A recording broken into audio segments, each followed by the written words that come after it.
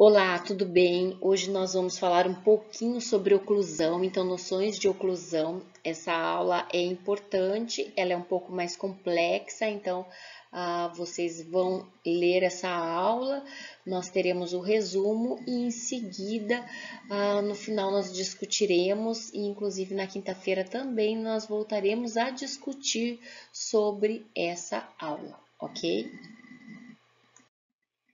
Então, a palavra oclusio, né, vem do latim que significa fechamento, que é o encontro dos dentes superiores e inferiores, quando maxila e mandíbula se aproximam por ação dos músculos mastigadores. Então, a gente tem a evolução da oclusão dental, que é a partir do canino, né, do nosso canino. Então, a gente tem desde o gorila a oclusão, aqui o australiano autóctone e a posição dos dentes caninos de um europeu. Então, nós vamos tendo aí uma modificação desta oclusão. Nós podemos considerar 5 determinantes da oclusão. Então, o primeiro deles são as arcadas dentárias, o segundo, o equilíbrio dos dentes, o terceiro é a direção geral dos dentes, o quarto é o engrenamento dos dentes e o quinto é a oclusão dentária propriamente dita. Nós vamos destrinchar então cada um destes 5 itens. Com relação às arcadas dentárias, nós vamos observar uma diferença das arcadas decíduas, de dentes decíduos, para as arcadas com os dentes permanentes. Então, nas arcadas dos dentes decíduos, nós temos um formato de semicírculo, enquanto nas arcadas dos dentes permanentes, nós temos um formato elíptico. Com relação à arcada superior e à arcada inferior, nós podemos dizer que a arcada superior ela é sempre envolvente e a arcada inferior é a envolvida. Como assim? Nós podemos pensar nas arcadas como se fosse uma caixa, onde a tampa da caixa é a arcada superior e a base da caixa é a arcada inferior. Então, essa arcada superior ela sempre vai envolver a arcada inferior. A base, que é a arcada inferior, é sempre envolvida pela arcada superior, que seria, entre aspas, a tampa dessa caixa. Nós temos aí duas curvas que devem ser respeitadas. A curva sagital de oclusão, também chamada como curva de Spee ou curva de Spee por alguns autores, e a curva transversal de oclusão. Essa curva transversal de oclusão ela é vista num plano frontal, num corte frontal. Ela também é chamada de curva de Wilson.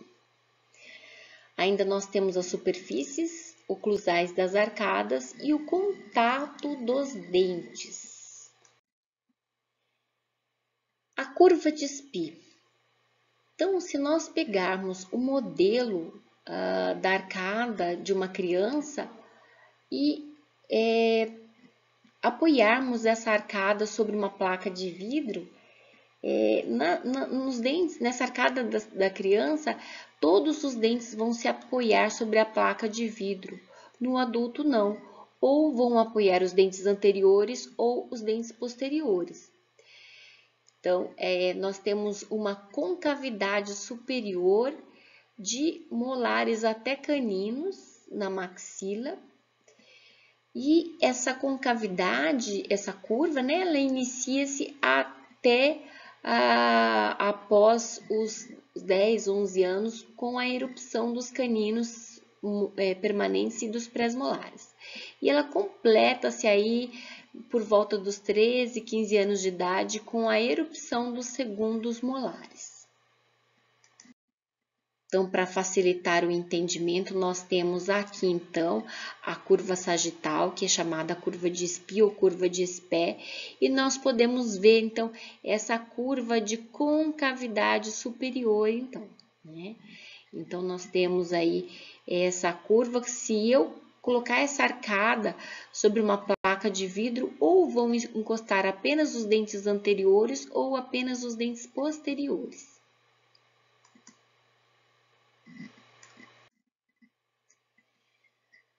A curva transversal de oclusão é uma curva também de concavidade superior, porém orientada no sentido transversal.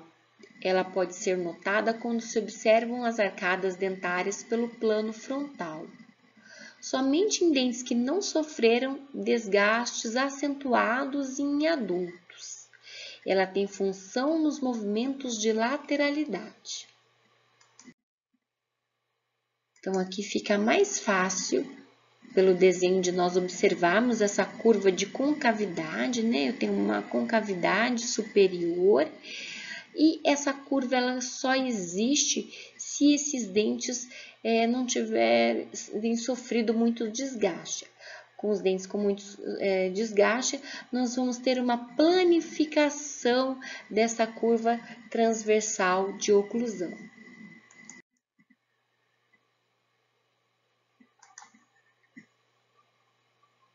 Com relação à disposição dos dentes da maxila, nós temos então aqui numa vista sagital, essa disposição dos dentes da maxila.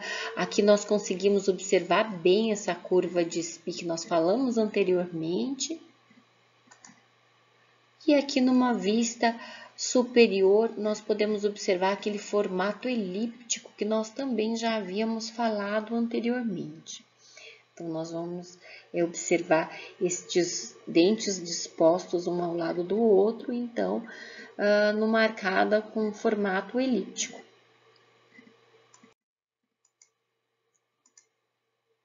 Aqui, os dentes dispostos na mandíbula, a mesma coisa. Nós vamos observar, então, o formato elíptico dessa arcada, aqui numa vista lateral, numa vista interna da mandíbula. Com relação ao equilíbrio dos dentes, nós devemos lembrar sempre que o dente é um órgão móvel em seu alvéolo, por isso nós temos a articulação do tipo gonfose, e o eixo geométrico e fisiológico deste dente, eles devem coincidir. Então, devo ter um equilíbrio no sentido vestíbulo-lingual. Este equilíbrio é dado nos dentes anteriores pelos músculos do lábio e da língua e nos dentes posteriores pelos músculos da bochecha, que é a região jugal, e músculo lingual. Por exemplo, quando eu tenho um desequilíbrio, quando eu tenho músculos flácidos na região do lábio e essa língua começa a empurrar mais os dentes anteriores do que o lábio consegue pressioná-los, eu vou ter então uma vestibularização, uma inclinação anterior desses dentes.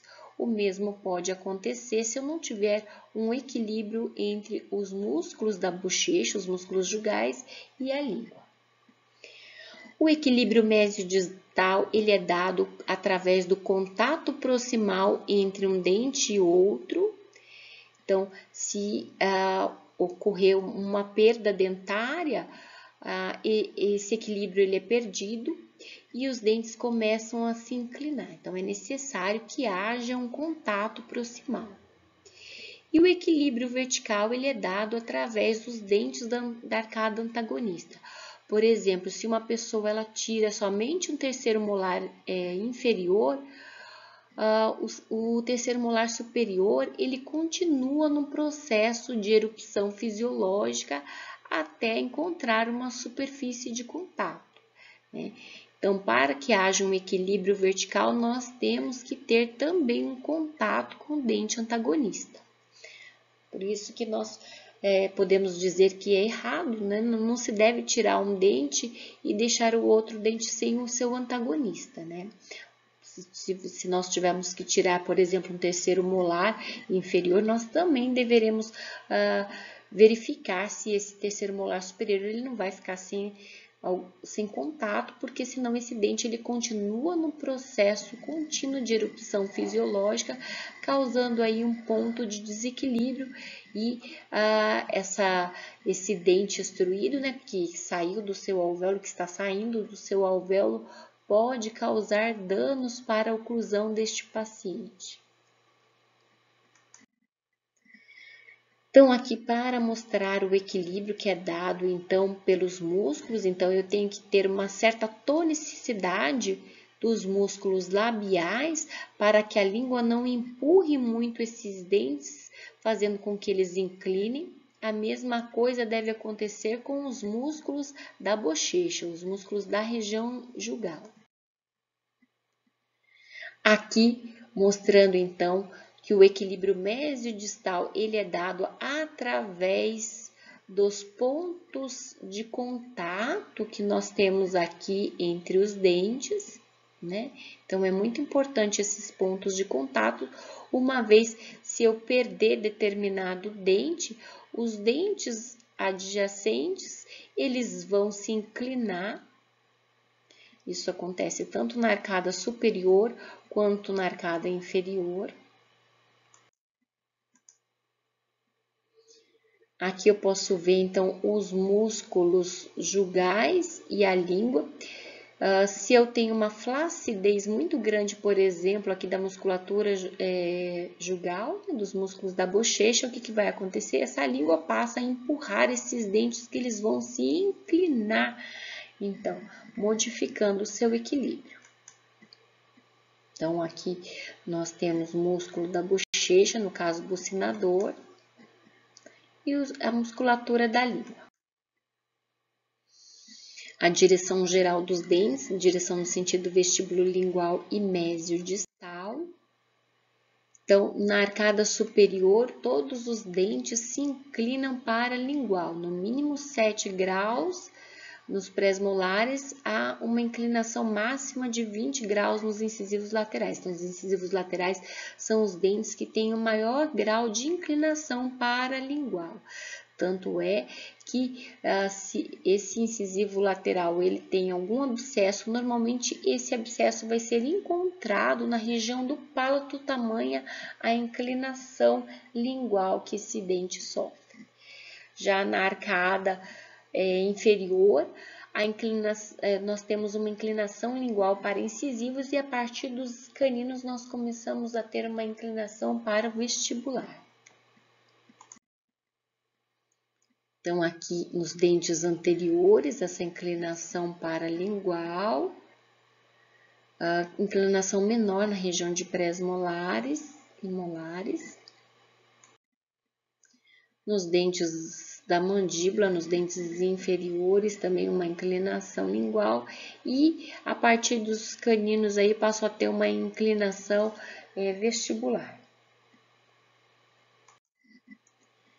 Direção no sentido mesiodistal. Então, na arcada superior, todos os dentes têm eixo desviado para a distal, exceto o terceiro molar superior, que é para mesial.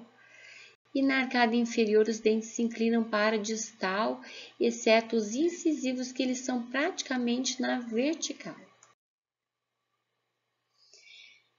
Com relação ao engrenamento dos dentes. Então, os dentes devem ter contatos, eles se interdigitam com os dentes superiores através de uma interpenetração de cúspides. Esse engrenamento ele leva a uma imobilidade quase absoluta da mandíbula, onde nós temos 138 pontos de contatos dos dentes superiores com os dentes inferiores. Então, se nós fecharmos a boca e encostarmos os dentes, então esses pontos de contato, eles praticamente imobilizam a mandíbula. Os principais tipos de relação entre os dentes superiores e inferiores nós vamos ter através de superfícies de contato, através de vértices de cúspides e fossetas, através de vertentes ou planos inclinados e sulcos principais, através de vertentes e outros sulcos. Então, aqui nós podemos ver o engrenamento dos dentes. Aqui nós observamos também a arcada superior envolvendo a arcada inferior, como se fosse tampa da caixa e a base da caixa. Então, a arcada inferior ela é envolvida, enquanto a arcada superior ela é a envolvente. Com relação à oclusão propriamente dita, nós podemos considerar 3 posições: a relação central, a máxima intercuspidação habitual e a posição de repouso. Então, a relação central é aquela onde nós vamos considerar a posição dos côndilos da ATM. A máxima intercuspidação habitual é aquela onde eu vou considerar o toque dos dentes, os contatos entre os dentes antagonistas, e a posição de repouso é aquela que nós vamos ficar 22 horas por dia. Nessa posição não há contato dos dentes, então nós temos aí um espaço de 2 a 4 milímetros entre os dentes, ok? Então, algumas outras relações que nós temos entre as arcadas superior e inferior, a gente pode ter aí a mordida topo a topo. Na mordida topo a topo, então, os dentes superiores, eles estão em contato direto com as incisais dos dentes inferiores, não há o trespasse normal. Na sobremordida acentuado, nós temos um trespasse de tal maneira que nós não conseguimos muitas vezes enxergar os dentes inferiores, então a gente pode falar que é aquele caso onde eu tenho uma tampa muito grande para aquela caixa, né? Se a gente considerar que a arcada superior é a tampa e a arcada inferior é a base da caixa. Na sobresaliência, também considerado overjet, né? Então, eu tenho um excesso de trespasse horizontal, né? Então, esses dentes superiores, eles estão muito à frente dos dentes inferiores. Nós podemos dizer que é uma tampa de caixa muito grande, né, para a base da caixa. Na mordida cruzada, nós temos a inversão. Então, ao invés da tampa da caixa ser a arcada superior, ela se inverte, né? Então, eu tenho uma base maior do que a tampa da caixa, portanto, ela cruzou, mordida cruzada. E na mordida aberta, eu tenho um espaço, então, entre as arcadas, né? Essa mordida aberta, ela pode ser anterior, como aqui na figura, ou ela pode ser posterior também. Relações maxilares, então, normalmente, nós vamos pegar aí um fio dental, né? E nós vamos verificar se essa linha média entre os incisivos centrais superiores coincidem com os incisivos centrais inferiores e também se coincide com o septo nasal. Então, aqui as posições que nós já falamos anteriormente, né? Então, análise transversal das arcadas dentais. Então, utiliza-se como referência o plano sagital mediano para avaliar a coincidência ou não da linha mediana dental com a linha mediana da maxila e mandíbula. A simetria transversal de ambas as arcadas, se elas têm mordida cruzada, união bilaterais. Relação transversal maxilomandibular normal, mordida cruzada ou mordida em tesoura, que é a mordida topo a topo. Então, na máxima intercuspidação habitual, então eu tenho toque dos dentes das arcadas antagonistas, eu vou ter cerca de 138 pontos de contato, e estes pontos de contato, eles são importantes, eles vão impedir o movimento da mandíbula, quando eles estão travados. Aqui, num corte frontal, nós observamos, então, a relação, então, das cúspides com as fossas.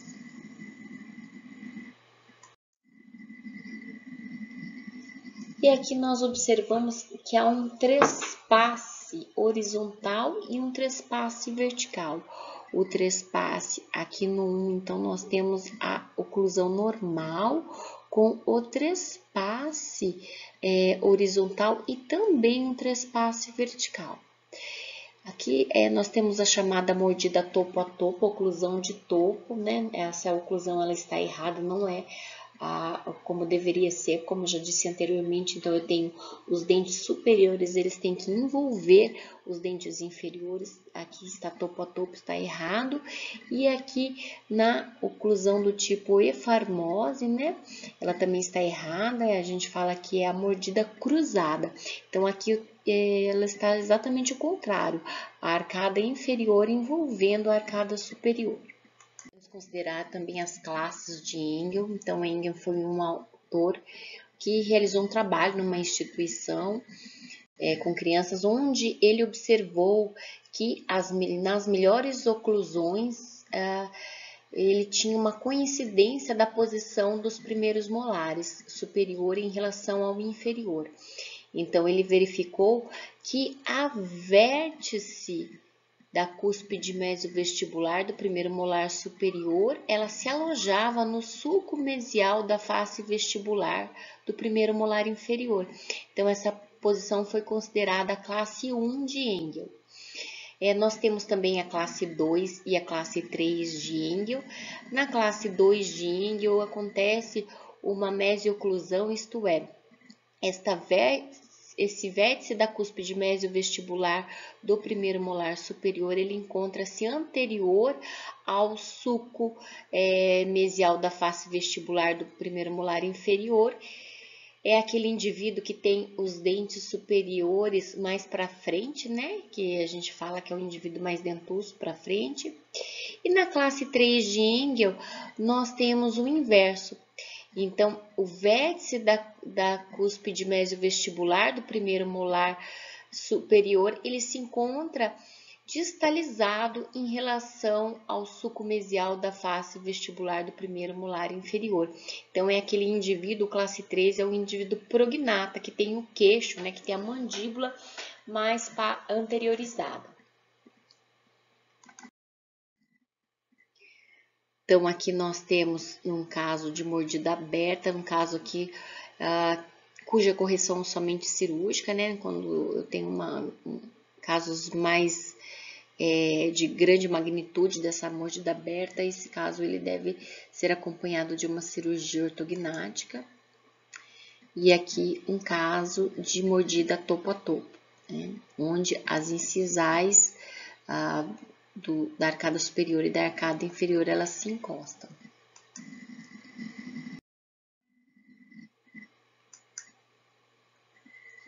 Vai ver um pouquinho dos movimentos mandibulares também.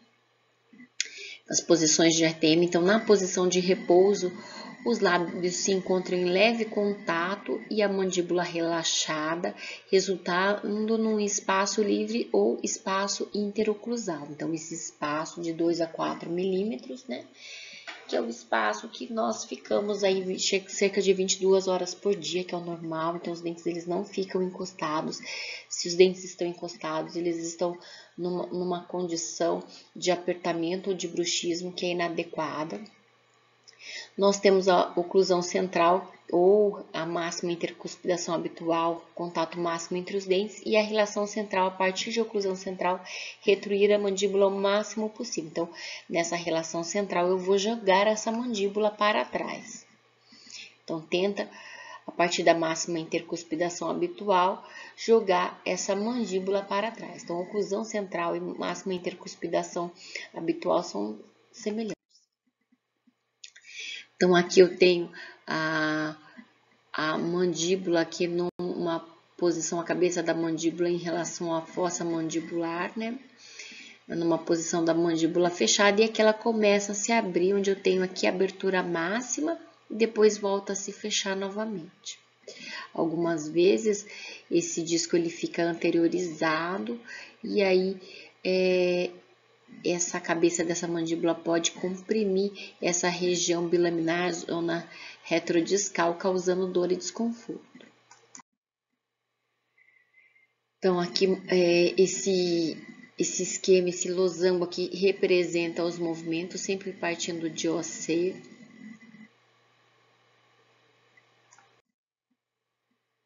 Então, nós temos que lembrar que não adianta a gente ter só uma estética agradável, mas a gente tem que pensar na função também. Então, aqui a gente vê dentes claros, mas nós temos problemas. Quais são os problemas que nós temos aqui? Mordida cruzada, né? Então, esse canino ele está também numa posição inadequada. Aqui nós temos uma mordida topo a topo, né? Então, não adianta só o dente estar bonito, o dente ser perfeitinho, está branquinho, mas se eu não tenho uma função adequada. Como que é a oclusão na arcada descido? Ela é semelhante à arcada permanente, com algumas ressalvas. Então, eu tenho uma verticalização do longo eixo dentário, o dente ele está mais verticalizado. Eu não tenho pré-molares e nem terceiros molares, então, enquanto no adulto vou ter 32 dentes, na arcada descida da criança, somente 20 dentes. Ainda nós temos um crescimento dos maxilares para alojar os dentes, né? Eu tenho formato de semicírculo na dentadura descida, ao invés do formato de elipse da arcada permanente, e ela não tem curva de espinho, como eu já falei anteriormente. Então, se eu pegar o modelo, né, dessa arcada, o modelo em gesso, e colocar sobre uma placa de vidro, todos os dentes eles vão se encostar. Aqui nós temos uma relação normal entre as arcadas, então a arcada superior envolvendo a arcada inferior que é envolvida. Aqui um caso de mordida cruzada, onde eu tenho o inverso, e aqui a mordida em tesouro. Então, aqui a análise sagital das arcadas, a classe 1 de molar e canino. Então, aqui, no caso, a classe 1 de molar, essa cúspide mesovestibular se encontra no sulco vestibular do primeiro molar inferior. O canino, o vértice da sua cúspide, da sua incisal, ele deve se alojar entre o canino inferior e o primeiro pré-molar. Aqui nós temos a classe 2. Na classe 2, a cúspide mesovestibular ela está mesializada em relação à cúspide, ao sulco vestibular do molar inferior. Aqui numa condição de overjet, nessa primeira divisão, divisão 1, e na divisão 2, o organismo, a própria arcada, ela acabou se inclinando, então fazendo uma compensação aí, então eu não enxergo esse overjet tão grande devido a essa inclinação. Aqui já seria um paciente classe 3, ele está numa posição de distoclusão, isto é, a cúspide mesovestibular do primeiro molar superior, ela se encontra distalizada em relação ao sulco vestibular. Então, a sobremordida é a distância no sentido vertical entre as bordas incisais dos incisivos centrais superior e inferior. Então, aqui a gente tem uma posição normal. Aqui eu tenho um ressalto muito grande do incisivo superior em relação ao inferior, que a gente chama de overjet ou sobressalência. E aqui a gente tem um ressalto negativo, né? Então, a gente vai ter nesse ressalto negativo uma mordida cruzada.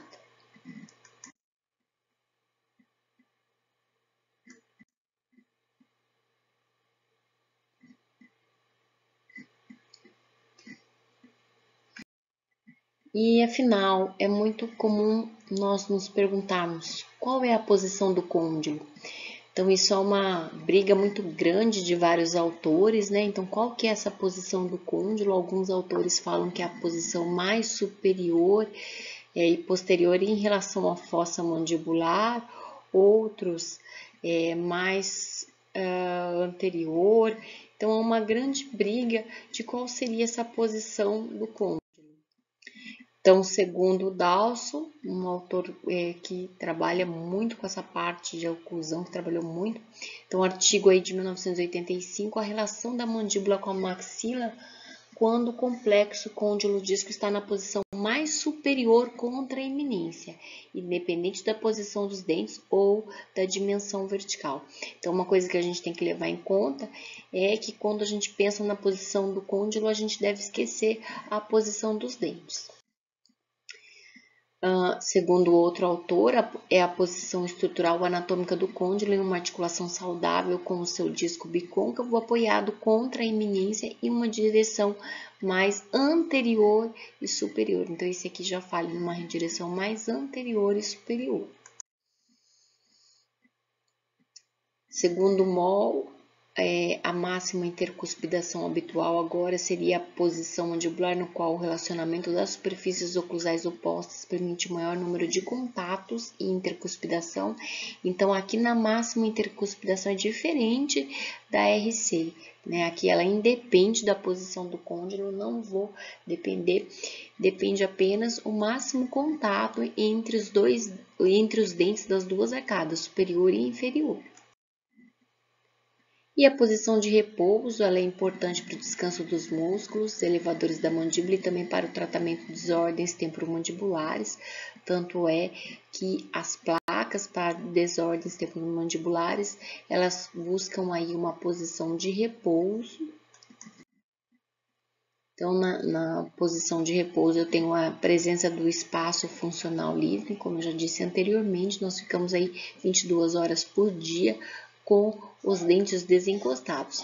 Se eles estão encostados, tem alguma coisa errada, né? Então, significa que esse paciente tem bruxismo ou apertamento dentário.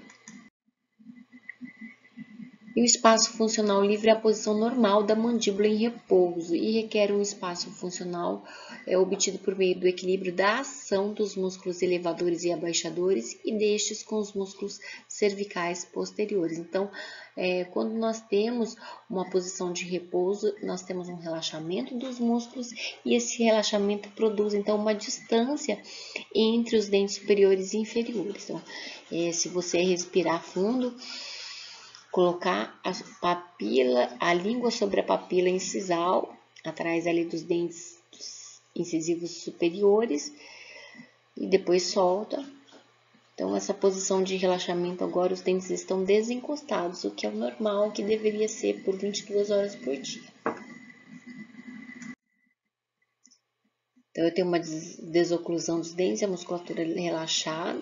Normalmente é um acréscimo da dimensão vertical desse paciente. Então, a dimensão vertical de repouso ela é maior que a dimensão vertical de oclusão. E aqui, finalmente, nós vemos, então, aqui, paciente classe 1, classe 2, né? E classe 3. E essa posição da sua arcada também está relacionada com a posição do pescoço. Então, o indivíduo classe 2, normalmente ele tem o pescoço mais anteriorizado e o indivíduo classe 3, o pescoço mais para a região posterior.